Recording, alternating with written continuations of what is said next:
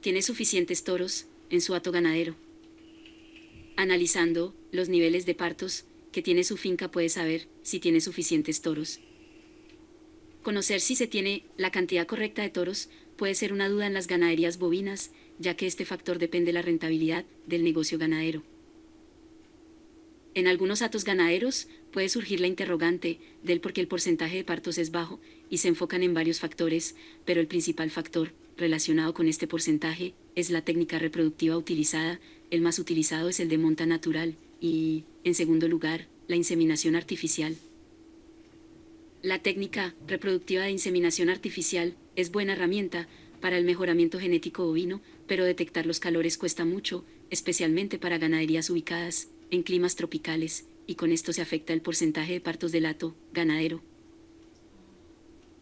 La monta natural, en esta técnica reproductiva, se tiene un toro para las vacas, pero no se puede garantizar un alto porcentaje de partos. Algo que afecta en este caso puede ser que los potreros sean muy grandes. En consecuencia, el toro no es capaz de darse cuenta que vaca está en celo. Los toros tienen buen olfato, pero no son la gran maravilla. Para corregir este tema es aconsejable contar con potreros pequeños. Al mismo tiempo se debe controlar la cantidad de vacas que se tienen por cada toro.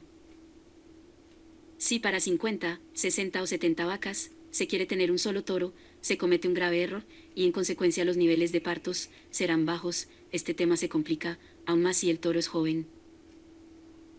Otro factor muy importante es la calidad y cantidad de minerales suministrada a los bovinos integrantes del hato ganadero, ya que este tema influye directamente en el tema de reproducción de los bovinos. Otro aspecto que muchas veces se ignora es que los toros pueden estar fértiles hoy, pero mañana, ya sea por una enfermedad, un golpe o por X razón, este puede presentar problemas de fertilidad. Un buen promedio en la cantidad de vacas por toro es de 25, con el fin de que el hato esté en buen porcentaje de gestaciones. Este tema tiene mayor importancia en las ganaderías que se llevan a cabo en los climas tropicales, porque en estos climas el porcentaje de parto suele ser bajo, pues no es suficiente que se utilice monta natural, sino también tienen que estar bien abastecidas con la cantidad correcta de toros por vacas.